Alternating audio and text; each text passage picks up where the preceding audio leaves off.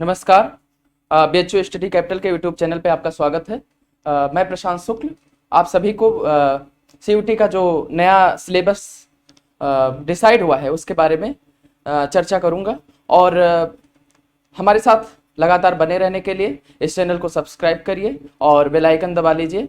जैसे कि आज जिस सिलेबस के बारे में हम चर्चा कर रहे हैं वो हिस्ट्री का है और इसमें इसका जो कोड है PGQP 11 है। और सबसे पहले एंशियंट हिस्ट्री आपका टॉपिक आएगा जिसमें स्टोन एज है, पेलियोलिथिक, मेसोलिथिक और नियोलिथिक एज, यानी कि पूरा पाषाण काल, मध्य पाषाण काल और नव पाषाण काल। तो इसमें जो पूरा पाषाण काल है वो 20 लाख ईसा पूर्व से और 12,000 ईसा पूर्व तक का समय है और आपका सिलेबस जो है वो 10,000 से शुरू होता है। फिर भी आप मोटा माटी आपसे पेलियोलिथिक के बारे में पूछा जा सकता है। मेसोलिथिक में आप 12,000 से भारत का अगर हम वर्णन करें तो 7,000 तक मेसोलिथिक का काल आता है और इसके बारे में पूरा आप विस्तृत पढ़ें। उसके बाद न्यूलिथिक एज आता है जो 1,000 ईसा पूर्व तक चलता है। जो कैल्कोलिथिक एज है यानी कि आपका जो इंडस वैली सिविलाइजेशन उसमें आता है और आर्यन वैदिक एज आता है। ये जो है स्टोन एज भी है और इसमें जो है धातु का प्रयोग भी होने लगता है। तो इंडस वैली सिविलाइजेशन और आर्यन वैदिक कल्चर इसमें पूरा आपको पढ़ना पड़ेगा। आर्यन वैदिक कल्चर में ऋग्वैदिक काल और उत्तर वैदिक काल ये दोनों आपका टॉपिक रहेगा। स्टेट फॉर्मेशन इन एंशिएंट इंडिया, इसमें आपको पढ़ना है जो राजतंत्र और गणतंत्रात्मक व्यवस्था भारत में पनपी थी, जो तराई के इलाकों में हिमालय की गणतंत्रात्मक व्यवस्था पनपी थी उसके बारे में चर्चा है। और गंगा यमुना के मैदानी भाग में और दक्षिण में थोड़ा जाके जो स्टेट फॉर्मेशन हुआ था उसके बारे में चर्चा है। फिर आपका जो है एज ऑफ रिलीजन आता है जिसमें बुद्धिज्म और जैनिज्म है, sorry, rise of ancient Indian empire आता है जिसमें हर्यक, शिशुनाग और नंद डायनेस्टी है। हर्यक वंश में आपको उदयन को पढ़ना है, बिंबिसार को पढ़ना है और अजात शत्रु को पढ़ना है। शिशुनाग वंश में शिशुनाग को मूलतः पढ़ना है। उसके बाद नंद जो आता है उसमें घनानंद और आपके जो लास्ट धनानंद थे और महापद्मनंद जो पहले नंद थे उनके बारे में विस्तृत रूप से पढ़ना है। उसके बाद इनका मतलब 10 नंदों का चर्चा है, लेकिन आपको मूलतः इन 2 नंदों की चर्चा करनी है अपने सिलेबस में और यही आपका टॉपिक ही रहेगा। फिर आपका एज ऑफ रिलीजन आता है जिसमें बुद्धिज्म और जैनिज्म है। इसमें और सारे जो टॉपिक थे जिसमें मक्खलपुत्र गोशाल की चर्चा थी, उनके संप्रदाय की चर्चा थी, वो आपके सिलेबस से हटा दिया गया है। फिर आपका मौर्यन एज आता है, इसमें सोशल, पॉलिटिकल और कल्चर, इनके कल्चरल जो डायमेंशन है उनके बारे में आपको पढ़ना पड़ेगा। फिर पोस्ट मॉडर्न पीरियड आता है जिसमें इंडो ग्रीक, शक, कुषाण, वेस्टर्न क्षत्रप इनका आक्रमण शुरू होता है। तो इंडो ग्रीक, शक और कुषाण जिसमें आपको मूलतः पढ़ना है। वेस्टर्न क्षत्रप के बारे में भी पढ़ना है जो अफगानिस्तान और पाकिस्तान के आज के इलाके में इन्होंने आक्रमण किया था। कुछ भारत के जो आज का भारत है उसमें भी कुछ क्षेत्र हैं जहां पर इनका प्रभाव था। फिर early state and society in south India जिसमें खारवेल को पढ़ना है, सातवाहन को पढ़ना है और Tamil state of Sangam age को आपको कवर करना है। Administration, economy, art and architecture, यानी कि इनका जो प्रशासन था, अर्थव्यवस्था थी और जो कला और आर्किटेक्चर था उसके बारे में आपको चर्चा करनी है।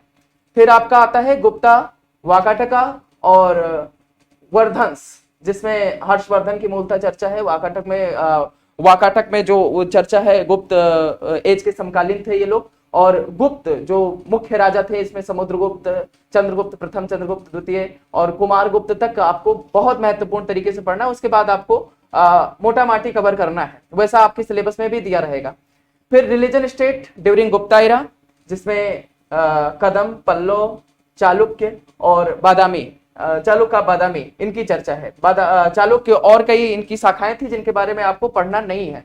फिर polity and administration, literature growth of Vaishnav and Shaiva religion, इनके बारे में पढ़ना है। Pala, Sena, Rashtrakuta, Paramara, polity and administration इनका पढ़ना है।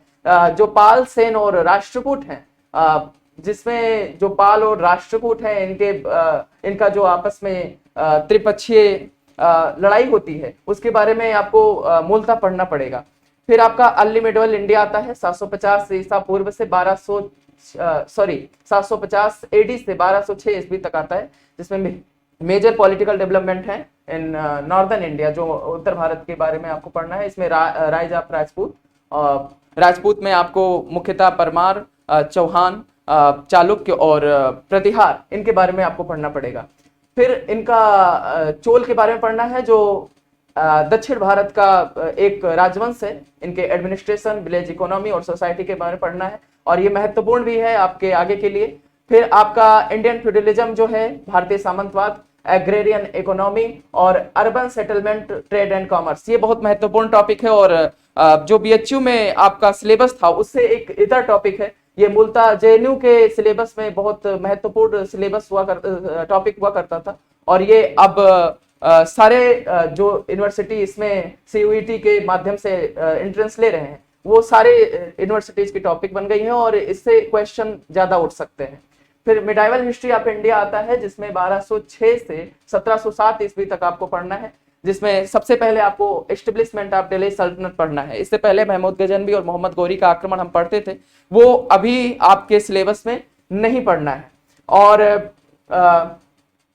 इसमें आपको पढ़ना है ममलूक वंश। ममलूक वंश में यानी कि ये गुलाम वंश भी कहा जाता है इसको, खलजी डायनेस्टी है, ये अफगान डायनेस्टी है, तुगलक वंश है, और इसके एडमिनिस्ट्रेशन और जो मिलिट्री रिफॉर्म है, एकता सिस्टम है, इनके बारे में मूलतः पढ़ना है।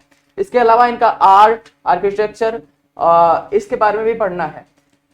अगला जो टॉपिक हो आपका होगा वो विजयनगर साम्राज्य होगा और बहमनी साम्राज्य होगा। इनकी उत्पत्ति, इनका सोशल, इकोनॉमिक एंड जो एडमिनिस्ट्रेशन आइडिया है उसके बारे में पढ़ना है। और इसी के बाद आपको भक्ति मोमेंट और सूफी मोमेंट पढ़ना है। ये आपस में कहीं कहीं एक ही टॉपिक रही है, लेकिन यहाँ पे मतलब आपको दिया हुआ है कि अलग अलग इन टॉपिक को पढ़ना है, और उस हिसाब से आपको इसको कवर करना है। आपका कल्चर और पर्शियन लिटरेचर जो है, जो इन सूफी मोमेंट से जुड़ा हुआ था, पर्शियन लिटरेचर और जो कल्चर था भारत में आया मुसलमानों के आक्रमण के बाद, उसके बारे में आपको ठीक से पढ़ना होगा। फिर आपका मुगल एम्पायर आता है, जिसमें एडमिनिस्ट्रेशन, सोसाइटी, पॉलिटिकल और literature, expansion of Mughal empire, Babur to Aurangzeb, जिसमें आपके इसके बीच में हुमायूं, अकबर, जहांगीर, शाहजहां और उसके बाद औरंगजेब को पढ़ना है। तो बाबर के आक्रमण से आपको शुरू करना है आप मुगल एम्पायर का, और लास्ट औरंगजेब तक पढ़ना है। उसके बाद राइज ऑफ सूर डायनेस्टी, जो आपका शेरशाह सूरी का डायनेस्टी था, उसके बारे में पढ़ना है, जो अकबर के समकालीन हुमायूं के समकालीन थे, और उसके हिसाब से आपको हुमायूं के साथ आपको सूर डायनेस्टी को पढ़ के एक दूसरे से रिलेट करके आपको इस टॉपिक को कवर करना है। फिर डिक्लाइन ऑफ मुगल एम्पायर, जिसमें पोस्ट मुगल एरा को आपको पढ़ना है, और इसमें कई मुगल शासक आते हैं, जिसमें आपके बहादुर शाह प्रथम, इसमें रफी दरजात, रफी उद्दौला, फर्रुखशियार, मोहम्मद शाह रंगीला, इन सब के बारे में थोड़ा थोड़ा पढ़ना है। उसके बाद ज्यादा ये टॉपिक महत्वपूर्ण नहीं रह जाता है, और वो आपको अंग्रेजों के साथ जो लेटर मुगल पीरियड है उसको साथ साथ कवर करना है। आपका मॉडर्न हिस्ट्री ऑफ इंडिया आता है, ये 1707 से 1947 तक आता है। ये लेटर मुगल पीरियड 1707 का काल था, और ये 1857 तक मुगल रहते हैं। तो अंग्रेजों के साथ या यूरोपियन जो आपके यहाँ आक्रमण हुए, यूरोपियन जो आपके यहाँ हिस्ट्री का जो पार्ट है, वो उसके साथ आपको मुगल को बार बार पढ़ना है। और उसके बाद आपको ब्रिटिश राज 1857 पे, प्योर ब्रिटिश राज जो आपका रहता है, उसके बारे में पढ़ना है। मॉडर्न हिस्टोरियोग्राफी, सबसे पहले आपको ये टॉपिक क्लियर करनी है। मॉडर्न हिस्टोरियोग्राफी अभी तक बहुत सारे यूनिवर्सिटीज में नहीं पूछी जाती थी, लेकिन सीयूटी के माध्यम से आप मॉडर्न हिस्टोरियोग्राफी को पढ़ेंगे। इसके बाद कोलोनियलिज्म इन इंडिया, इसके बारे में चर्चा है, जिसमें आपको डच, फ्रांसीसी, अंग्रेज और डेनिश, जो ये चार यूरोपियन देशों के लोग भारत में विस्तार करने के लिए आए या व्यापार के लिए आए, और उन्होंने अपनी अपनी कॉलोनीज कहाँ बनवाई, उन्होंने किस तरीके से कैपिटलिज्म का पूरे भारत में प्रसार किया, इसके बारे में चर्चा करनी है, मोटा माटी कवर करना है। और उसके बाद आपको सबसे ज्यादा जिस पर ध्यान देना है वो फ्रांसीसी और ब्रिटिश एडमिनिस्ट्रेशन के ऊपर, और फ्रांसीसी और ब्रिटिश एक्सपेंशन के ऊपर ध्यान देना है, जिसमें आपको इनका एक्सपेंशन के साथ साथ इंपीरियलिज्म, सोशल और कल्चरल डेवलपमेंट जो है, स्ट्रक्चर ऑफ ब्रिटिश एडमिनिस्ट्रेशन, जो जिसमें आपका भारत सरकार के जितने भी पार्ट ऑफ थिंग है, जितने एक्ट्स हैं, उनके बारे में चर्चा करनी है 1773 से और 1835 तक जो भी एक आते हैं। उसके बाद 1847 का जो भारत स्वतंत्रता अधिनियम है उसकी चर्चा आपको करनी है।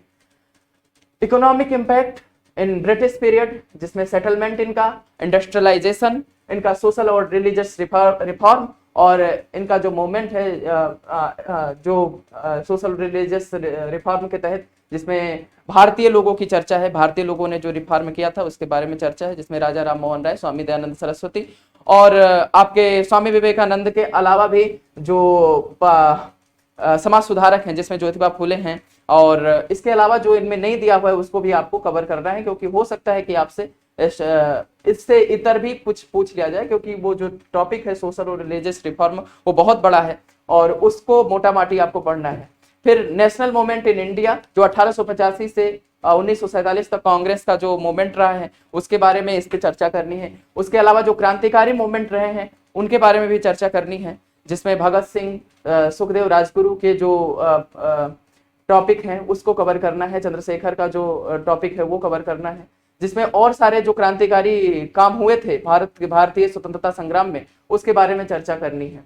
और नेशनल मूवमेंट में 1857 से आपको शुरू करना है, क्योंकि वहां से क्रांति आपके यहाँ शुरू होती है और इसके बाद आपके यहाँ बराबर कुछ ना कुछ स्वतंत्रता के लिए आंदोलन होते रहते हैं।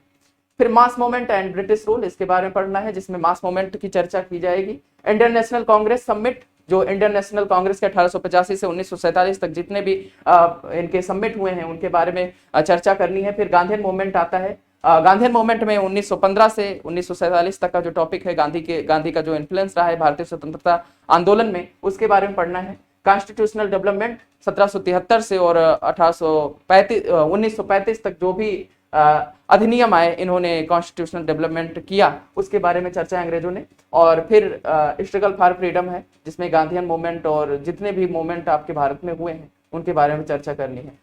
अगला टॉपिक जो आपका रहेगा या अगला जो पार्ट है वो यूरोपियन हिस्ट्री है, जिसमें फ्रेंच रिवॉल्यूशन, इंग्लैंड और अमेरिका की क्रांति, रशियन रिवॉल्यूशन, इनके बारे में चर्चा करनी है। और इसके बाद आपको वर्ल्ड वार फर्स्ट और वर्ल्ड वार सेकेंड इनके बारे में पढ़ना है। यूरोपियन हिस्ट्री आपका एक मोटा माटी टॉपिक है और इसलिए आपको यूरोपियन हिस्ट्री जो आपने ग्रेजुएशन में पढ़ी है, अगर आपने ठीक से पढ़ा होगा तो उससे आपको ऊपर ऊपर की चीजें ये एंट्रेंसेस में पूछते हैं और उसी पर चर्चा करनी है। तो आपका यही है कि यूरोपियन हिस्ट्री में जो इटली का एकीकरण है, रेनेसा है, जर्मनी का एकीकरण है, उसके बारे में चर्चा करनी है। और यूरोपियन हिस्ट्री में आपका रूस भी आएगा, फ्रांस की क्रांति ऑलरेडी दिया हुआ है तो उसके बारे में चर्चा है। तो इसी के साथ आपका जो ये सिलेबस था उसके बारे में मोटा माटी हमने चर्चा की है। और आपको अगर कोई भी हेल्प चाहिए इस चैनल से तो आप इस चैनल को सब्सक्राइब कीजिए, आपसे आग्रह है। और हम बने रहेंगे, लगातार आपसे संपर्क रखेंगे और आप भी हमसे संपर्क करने की कोशिश करिए। अगर आपको कोई भी महत्वपूर्ण जानकारी चाहिए आपके सीयूईटी एंट्रेंस एग्जाम के लिए तो आप हमसे संपर्क कर सकते हैं और स्क्रीन पर दिए गए संपर्क के माध्यम से आप हमसे संपर्क कर सकते हैं। इसी के साथ हम आपसे विदा लेते हैं। धन्यवाद।